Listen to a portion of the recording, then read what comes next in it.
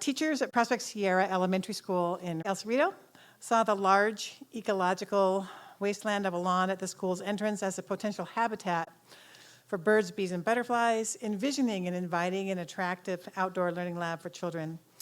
We'll hear how the lawn was replaced with sun-loving, low-water consuming natives that attract wildlife as well as students. And I will turn you over now to Melody and Steve. Hi, everyone. So good to see you all. I'm just going to jump into the first part just because at our school, we usually start our big meetings with a land acknowledgement. And so one of the things that we do at our school is the fourth graders actually do the land acknowledgement. And one of the things they talk about is going beyond that into action. And one of the action pieces is restoring native plants and animals. So I just want to point out that's one thing that we do. So we hope to tell you a little bit about the school, and so I'll introduce myself. I am a TK to fourth grade science teacher. I have worked with Steve, who I'll let him introduce himself, to put the install a native garden in the school. I also have my own native garden at my house. I've been on the tour 3 years now, and I just love native plants. And this is Steve. Hi, my name is Steve Harrington. I'm the Director of Facilities. I've been at Prospect Sierra this is my 27th year, and I am the wing person here because the person I want to get all the credit for the project that we're going to focus on today is my friend, Melody. And I can happily give we think it might be helpful to give some background on the school? Yeah. Or do you want to speak to this slide So these first? are just our quick goals. We just want to share our data, share our story, provide some data, and then explain how the native gardens connect to the learning, because I know there's quite a few teachers in the room who are curious and have been talking about how do you do this with kids. So. Okay, so some background on our school. We're a private independent school in El Cerrito. We're in the hills of El Cerrito. Both of our campuses are former public school sites. They were built in the 1950s. We have 450 students presently. The campus we're going to focus mostly on today is our elementary school, but we also have a middle school campus. We have about 70,000 square feet of buildings, between 8 and 9 acres total property. They're beautiful sites. When I started, they needed some help, frankly, especially landscaping. So this is what I call one of our before pictures. So this is 2014. This is the elementary school campus. And what you see in this is a big expanse of asphalt at the top right corner. And then toward the lower right side, you see a long stretch of lawn. And then another stretch of lawn at the turn here, closest to us. Money drives so much of what you can do in any institution, right? So from the time I got there, I knew we had to do something about the lawns. It just didn't make any sense to me in the late 90s to be watering these lawns. But if we let them die if there wasn't a drought, it just also made the school look unpleasant to approach. So just keep in mind, the asphalt and the long stretch of lawn, because we have some surprises for you. This is our middle school campus, which is at the corner of Moser and Avis. It was originally a public elementary school. We converted it to a middle school. We created a gym using the old multi-purpose room. We've added some buildings. The shiny roof at the top left is a relatively new building. And the building that runs along the street in the lower part of the photograph was a library that we built in 2001. Remember when you see it today just how bleak this picture is. That's a color photograph.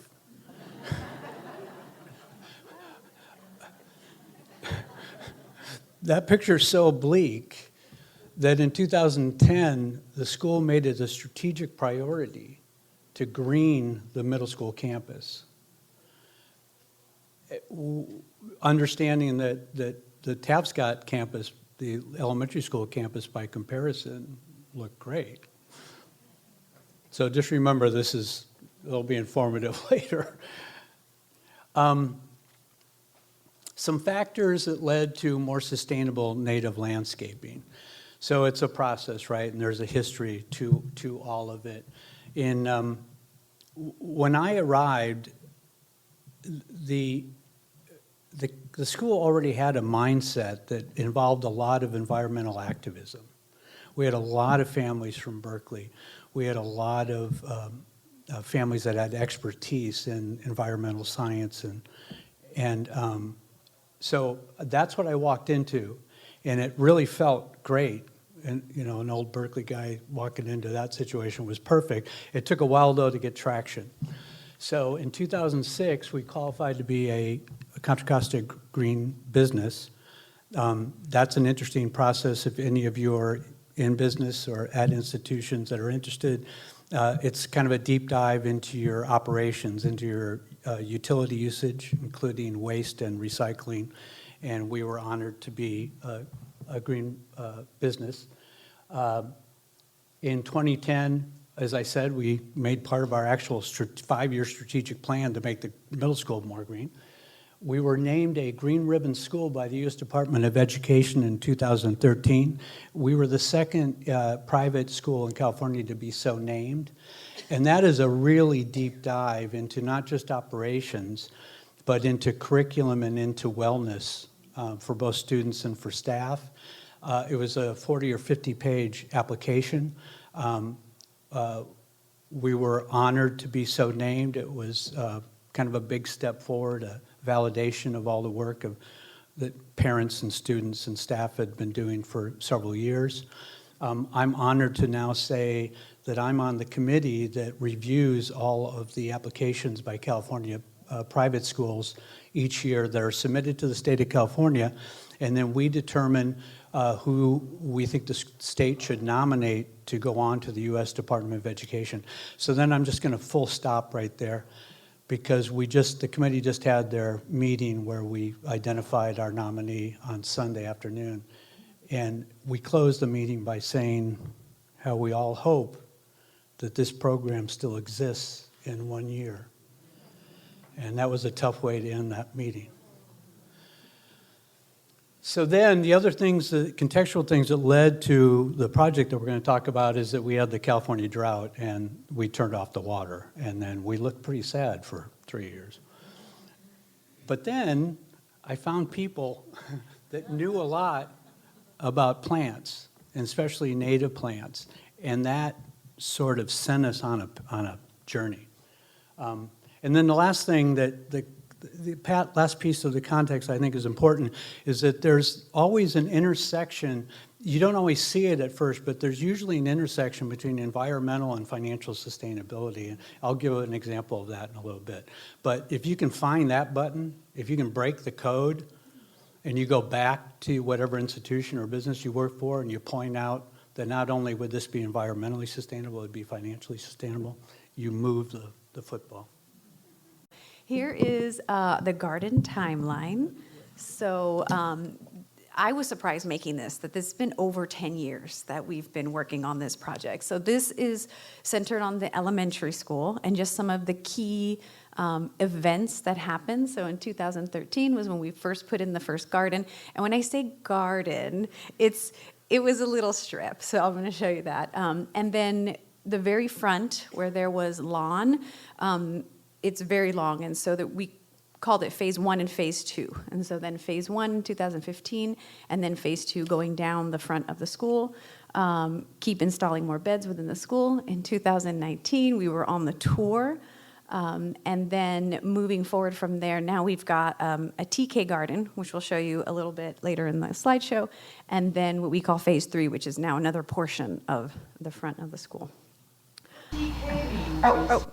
Sorry, TK means transitional kindergarten. So we put in we developed a transitional kindergarten, which we didn't have before this. So now we have another space for, right now, 15 more young students at our school.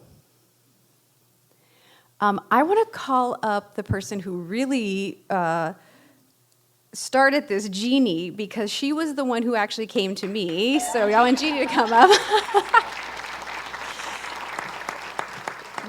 This is the first garden. And so Jeannie was a learning specialist at our school, and she's no longer at our school. But this is day one. So I hope you can talk a little bit about what, yeah. Well, I want to say before that, okay. This really started with my going on a Bringing Back the Native tour. And yeah, it really did, because when right after that, I moved into a new house that had a horrible yard, and the landlord let me put my thoughts to work. And if you know anything about converts, full of fire and zealous as all get out. So my office, the room where I worked, was right off screen there to the right. And every day I walked past this, it's a trapezoidal piece. There's a ramp on one side and stairs on the other. And it leads you into the heart of the school. All the classrooms are on that side, the science building, the music room, the art room. Everybody goes through there and passes this little sad-looking fescue, baby tears and moss. And I thought, gosh, wouldn't it be great if we could transform it with native plants? And I talked it up so much that I attracted another fellow rabid camper and hiker and lover of the outdoors. And together we brainstormed, and we got permission. And so this is a Saturday. We dug out all of that stuff. You can see the leftovers of the fescue. I'm going to show this one. Here's Yeah. behind the scenes. Yeah, and see, I piled it on a tarp, and then my husband came with a pickup truck, small pickup truck, full of soil from American Soils, and we dug it in. And now I want to say something about this. It seemed to me that this was like a little canyon setting, because to that side is the kindergarten yard, but that faces kind of north. And on the southern side is buildings. There's buildings all over. And so it got sun, a slice like that, east to west. But there was a lot of shade. There's Melody and me. We're researching like crazy and picking plants. And finally we came up with a list, and the day came. It's mostly, now I'm trying to remember, I didn't write this down. We planted ribes, and we planted monkey flowers. We planted some grasses, which then later we took out. Heuchera and strawberries, wild strawberries, because we wanted the kindergartners to be attracted to it. I can't remember what else, but as you can see, this was 2013. So then the spring, there's the kindergartners. They're drawing pictures of the plants. And beyond that, I cannot tell you the number of comments I got as people were coming into the yard, to their classrooms or their workrooms. How interesting it was, how pleasant it was, and especially as they grew taller. The music teacher, she just couldn't see me without saying, "Oh, did you notice this and that in the garden?" And also, I'm not sure about this. You correct me. There always were a bunch of house finches after making nests in the what do you call those, Steve? The eaves. Yeah. And above light fixtures. Yeah. I don't remember that happening before. And this is a very small piece of land. Anyway, I have to tell you, this was a work of love. I mean, it really was. If you get nothing out of gardening, it's going to stimulate your intellectual self, because you're going to think about things a lot. You're going to research. You're going to test things out. It's creative. It's soothing. It's everything. And this is what we want in a school, you know. And beyond that, this is a California school. These are California kids. It should look and smell and feel and sound like California. Thank you. Thank you so much. Yeah. Thanks, Jeannie. Sprung that on her. And this is my son right here. I just want to point him out because he's going to come back. At the time, I was a kindergarten teacher, and so I was in that yard right there where she was across the way, and so that kind of helped that relationship. Okay, so this was the front of the school, 2015. This was the lawn that Steve was talking about, not watering it. So this was the day when they started taking out the lawn, taking out the hedge along the front of the school. This is what we call phase 1. And spring of 2017. Amazing, right? And this was Steve designing the path. This was Jeannie and I figuring out what plants to go in it and helping put them in. So it was the three of us doing this. 2016, there's phase 2 going in, so the path continues. And then 2018, there's my son again. And then 2019, we were getting ready to get on the tour, so here's what it looks like even a few years later. So it just continues and grows. This is more beds within the school. I love the way that Jeannie thinks about things. Like, she called it the dry canyon and really made me think about a canyon. You know, the building is those walls. So she's thinking about every single piece as a biome in California when she's picking out which plants are going inside of them. So here's a little like a ferns underneath the trees kind of situation. So a big part of the success, I won't go over every detail on here, but a big part of the success of having the school garden continue is that we've depended a lot on keeping it connected to the school community and the ongoing school events, and that helps keep the garden a growing and changing part of our community. We've worked to center it by being on the Bringing Back the Native tours, having monarch curriculum in our classes, spreading milkweed. 3rd and 4th grade is where students learn about California history and indigenous cultures, and so that's when we bring back in the native garden to talk about what those plants are. And then we have like a summer reading. Every faculty member reads a book over the summer. One summer it was Braiding Sweetgrass, and then we connected with Segura Te Land Trust. So being on the tour became a big school community event. It was a goal of mine to be on the tour, and then I reached out to Kathy, and you know what happens after that. She came to the school, she toured it, she gave the approval, and then she had all these amazing creative ideas for how we were going to spotlight this throughout the community. So it became part of the science curriculum, so the students were making posters to get ready for the day.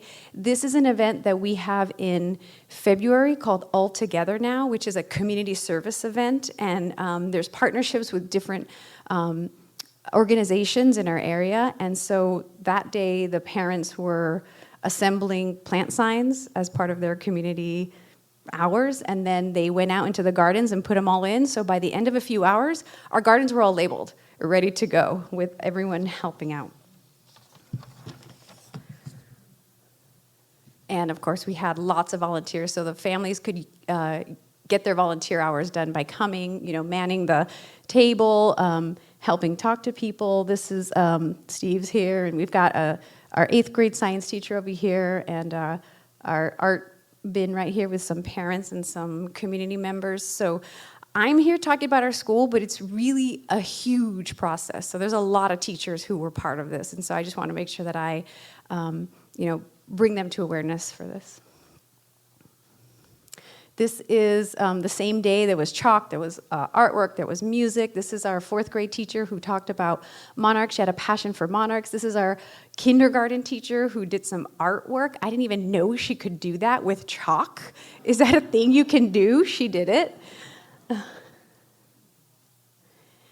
And then in 2021, our All Together Now went virtual because we couldn't be together now because there was a pandemic happening. And so that year we decided that it would still happen. So our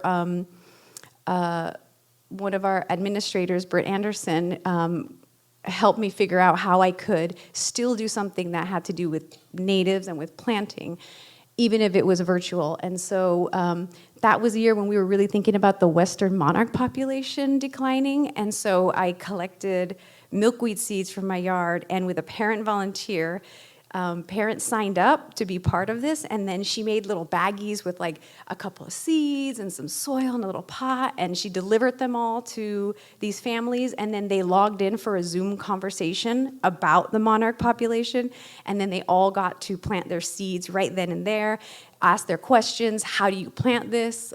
Where does it go? What should I see?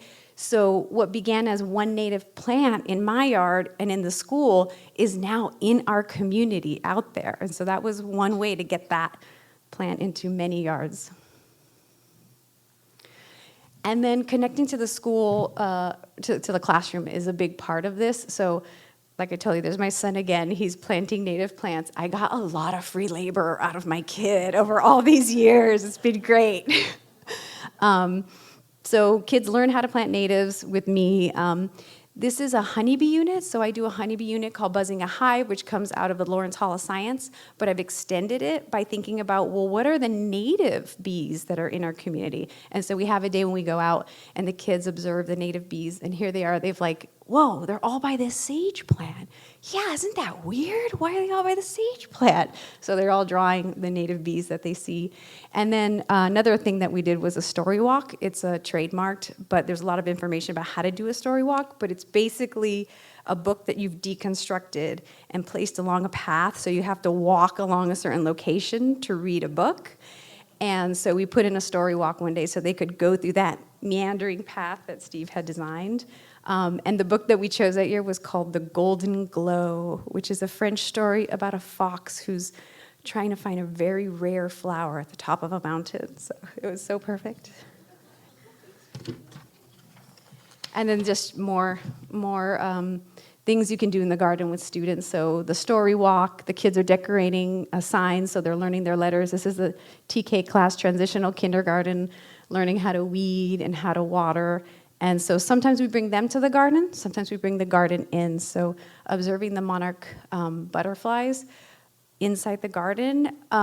Because I work with such young children, my philosophy is that young students need to have loving, facilitated experiences in nature before they can start thinking about how to solve problems. So when the students are looking at these monarch butterflies and they're just wondering and they're in this state of awe, that's how you start with getting them to become adults who love and want to maintain these native gardens. So in addition, we've partnered with some Ohlone cultural ambassadors in our community. So some of the groups that we've partnered with are the Ohlone sisters, who came in and talked about Ohlone life, and they talked about some of the native plants. So they're talking about soaproot here and elderberry, and we can say we've got those in our garden. We also partner with Deja Gould of Segorite Land Trust, who's the language keeper for the group. And by working with her, she gave us some of the Chorcheño names for the plants.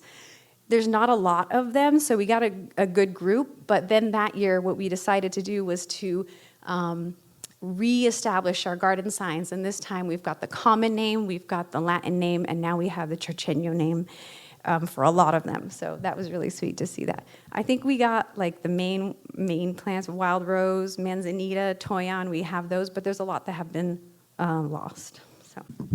So in total, since we started the two projects we've just been looking at, we have either completed or finished the design for, or have begun fundraising for or are implementing as we sit here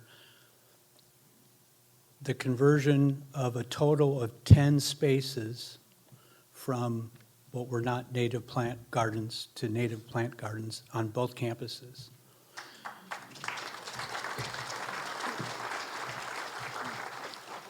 This is the, there's a hill at our middle school campus that was not really available to the students because it was so steep.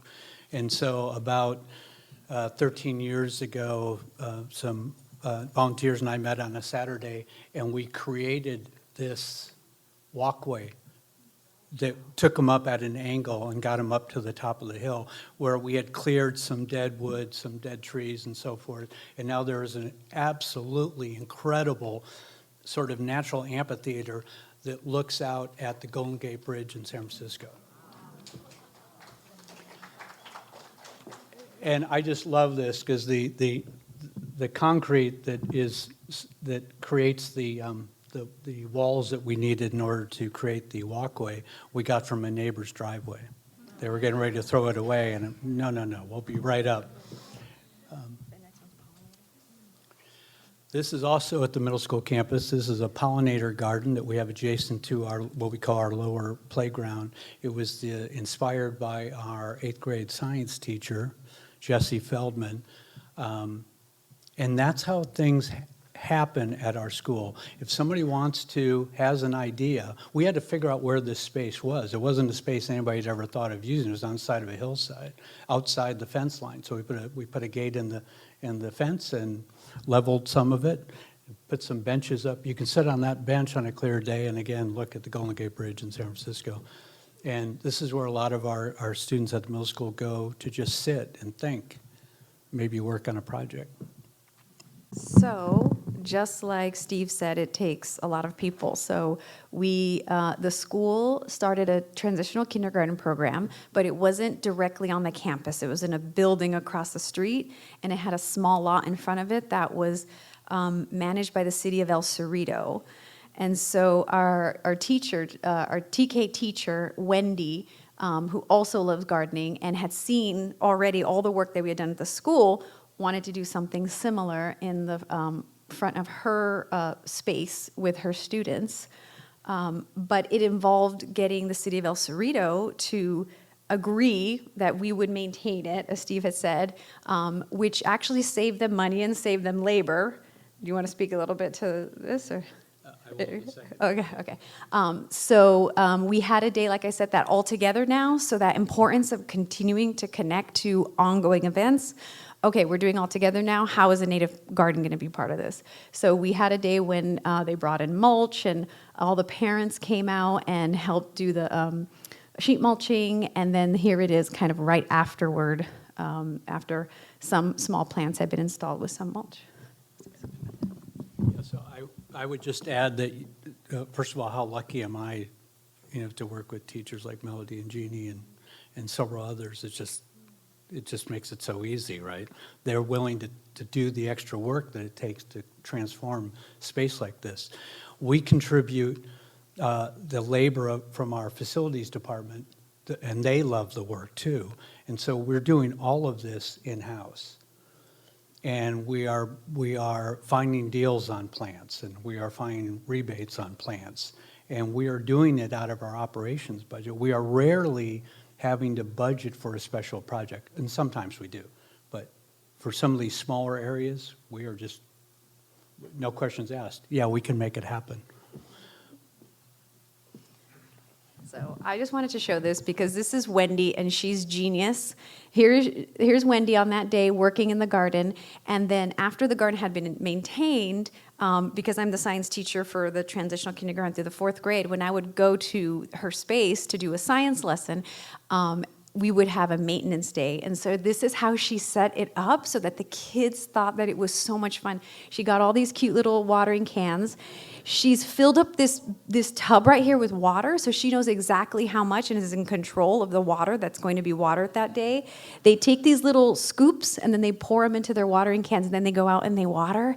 And it's the most adorable thing. Like, I want the dinosaur. And then they go out and they go, oh, I haven't had the dog. Can I trade you the dinosaur for the dog? Okay. And so they see being in the garden as this beautiful, wonderful, wondrous event, and it's not work. It's play. And here they are, the youngest students at our school.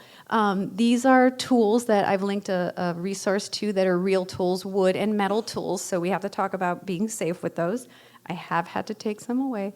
And installing, and then they noticed that because it's owned by the city and it's a public area, that people were walking through it and dogs were walking through it. And so they found all these rocks, and the kids built a little path, so they knew people go through here. They were making the signs, so it just keeps going on.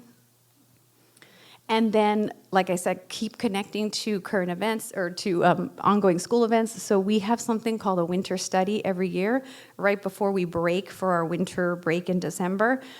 It had evolved from what was like a concert to become a project-based learning study of a book.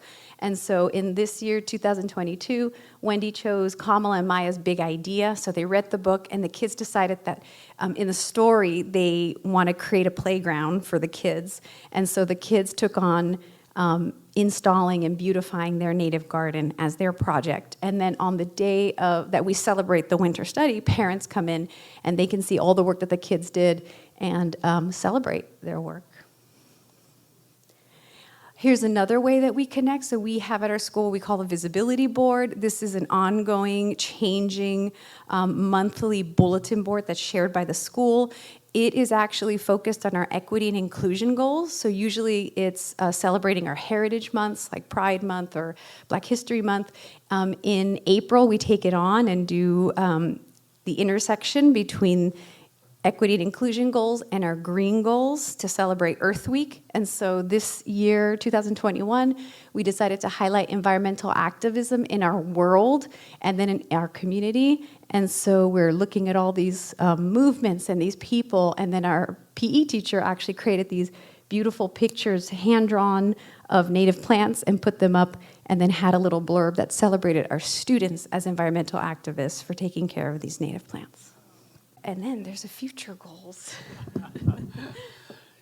Yeah, so this is an artist rendering. So this is one of the projects that is now finished with our design phase, and we are in the fundraising phase for.